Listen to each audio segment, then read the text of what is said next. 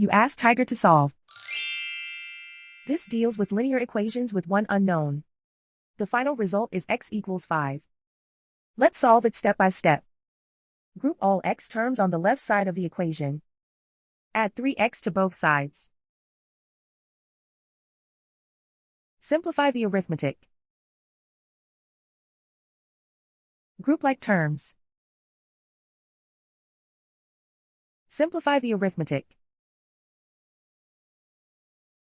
Isolate the x. Divide both sides by 5. Simplify the fraction.